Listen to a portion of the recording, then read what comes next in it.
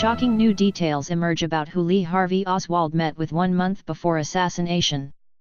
It's been over 50 years since JFK was assassinated, and we are finally starting to get some concrete answers as to what happened on that fateful November day in Dallas. Newly released documents reveal Lee Harvey Oswald met with a KGB agent in Mexico and spoke with the Russians weeks before Kennedy was killed.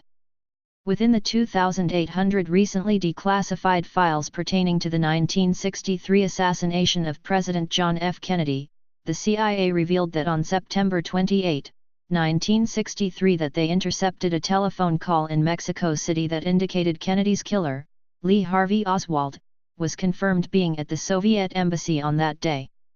Oswald, who would go on to kill the president, was in Mexico and spoke multiple times with the Soviet consul, Valery Vladimirovich Kostikov. Kostikov was later confirmed as an identified KGB officer and a member of the infamous Department 13, which was a unit which was responsible for sabotage and assassination during the Cold War era. Though this meeting and multiple phone calls, this sets off few alarms since this all happened months leading up to when Oswald assassinated President Kennedy on November 22, 1963. The CIA document does not come to the conclusion that Oswald shot Kennedy on Russian instructions or with help from the KGB. To the eyes of the CIA, it always seemed Lee Harvey acted on his own. Oswald didn't just meet with the Russians before he killed Kennedy. Among the files in the October 26 dump thanks to President Trump, there was a 1967 wire from an alleged Cuban intelligence officer who claimed he knew Oswald personally. And interestingly enough, when he was asked whether or not Oswald was a good enough shot to hit the presidential motorcade from the Texas School Book Depository, in his opinion, the alleged Cuban official said, "Oh, he was quite good, I knew him." The Daily Mail reports. Lee Harvey Oswald met a KGB assassin before JFK killing. In explosive newly revealed FBI documents about the assassination of President John F. Kennedy, it's revealed that assassin Lee Harvey Oswald met a senior KGB agent months before the killing. Lee Harvey Oswald met a senior KGB agent months before the assassination of John F. Kennedy, documents from the newly released trove have revealed. Oswald met agent Valery Vladimirovich Kostikov in Mexico City's Soviet embassy 2 months before the president was shot and killed in Dallas on November 22, 1963. Kostikov was a senior agent in the 13th Department which was responsible for assassinations. This was revealed in an intercepted phone call to the Soviet embassy during which he was heard speaking in broken Russian. Another document reveals the FBI was aware of the meeting on October 1 of 1963, more than a month before JFK was killed, meaning Oswald was already on their radar. The trove of files were published on the National Archives website Thursday night, but President Donald Trump has kept some back so federal agencies can black out portions. The much-anticipated files surrounding the details of President John F. Kennedy's assassination on November 22, 1963, were released on Thursday. The Dallas Police Department mug shots of Lee Harvey Oswald following his arrest for possible involvement in the John F. Kennedy assassination and the murder of Officer J.D. Tippit, who he killed after shooting the president. The document showing the KGB operative who was with the assassination division called the 13th Department being connected to Oswald.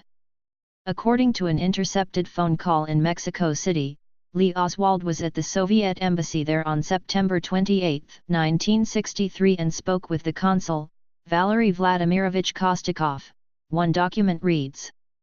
The CIA document says the agency learned of Oswald's visit to Mexico City when he called the Soviet embassy on October 1, identifying himself by name and speaking broken Russian. According to the document, he asked the guard who answered the phone whether there was anything new concerning the telegram to Washington. In the documents, FBI agents were grilled by a Senate committee about failing to stop Oswald's visit to Mexico in September, 2 months before JFK was killed on November 22 of 1963. An FBI agent said, "Oswald wrote me in early 1962 to help expedite an exit visa for his wife. Why in the world would he tell a plopper like that?" Bystanders looked on as Jacqueline Kennedy reached over to help her husband, who lay on the rear of a car after being struck by an assassin's bullet as his motorcade traveled through Dealey Plaza. A senator replies, "In any event, he told what the agent knew was lies, and what I am trying to get at is there was no analysis within the Bureau of any of this." He even goes to Mexico City, contacts the Cuban consulate and the Soviet embassy, happens to be in contact. We don't know if there is anything sinister about it with an agent who is known to be KGB by the FBI and by the CIA, and suspected of being Department 13, which is their assassination and sabotage squad. In any event, he then returns to the United States, is never again interviewed by the FBI. A memorandum dated July 1969, titled An Investigation of Lee Harvey Oswald in Mexico, reports that the infamous assassin was seen at a party in Mexico in late September, 1963. The CIA document reveals how Oswald went to a party in Mexico, along with 2 other Americans and hosted by Mexican playwright Elena de Paz. De Paz was interviewed by the FBI following the assassination, who told the FBI about the other Americans with Oswald, but that the interrogation was entirely unsatisfactory by normal investigatory standards. It was in Mexico that Oswald, who was a communist, attended the Soviet embassy in Mexico City on September 28 during the course of his 6-day trip. The FBI had discounted de Paz's accounts, but the CIA was disturbed by them.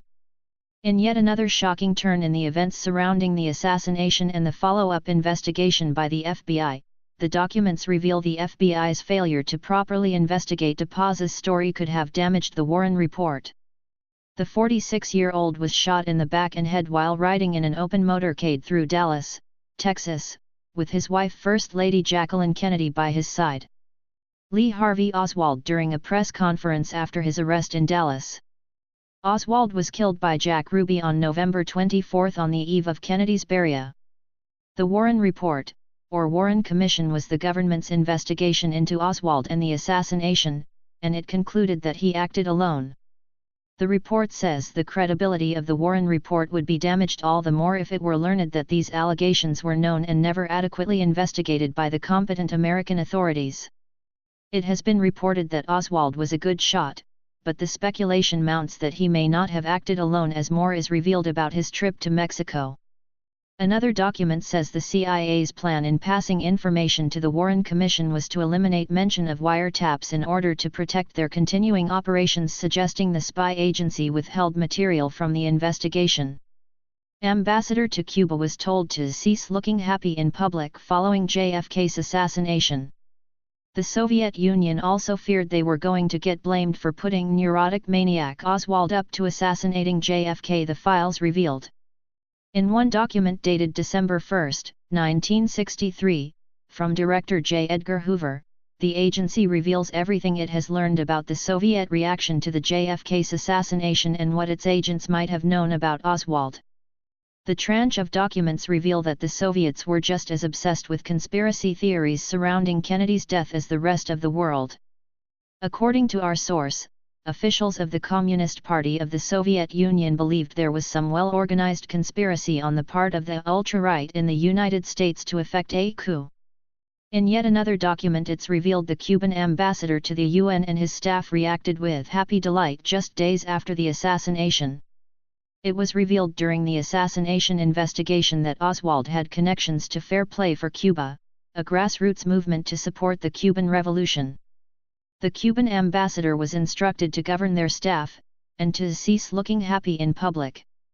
Although Washington closed the case shortly after JFK's death, there have been several conspiracy theories, including that the murder plot involved Cuban leader Fidel Castro, and there has long been rumors of a second shooter. The collection includes more than 3,100 documents comprising hundreds of thousands of pages that have never been seen by the public. Members of the Kennedy family at the funeral of assassinated President John F. Kennedy at Washington, D.C. 3-year-old John Kennedy saluted his father. After the release of the documents, Trump said he had no choice but to hold back some of the files as a matter of national security. Before the assassination of JFK, it is being revealed in the enormous trove of files that the CIA had considered attempts on Castro's life that included contaminated skin diving suits and exploding seashells.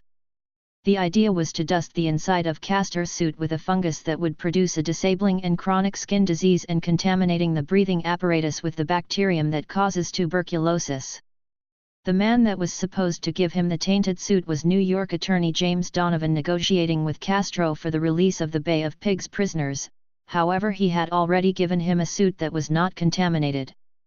The booby-trapped seashell scheme was to have a shell that exploded when lifted, but that idea was also abandoned after the CIA concluded there was no shell large enough in the waters where Castro would dive to contain the desired explosives. Thursday, the White House released 2,800 records relating to the assassination of JFK, but during the course of Thursday it was announced they would be holding back portions of the data as a matter of national security.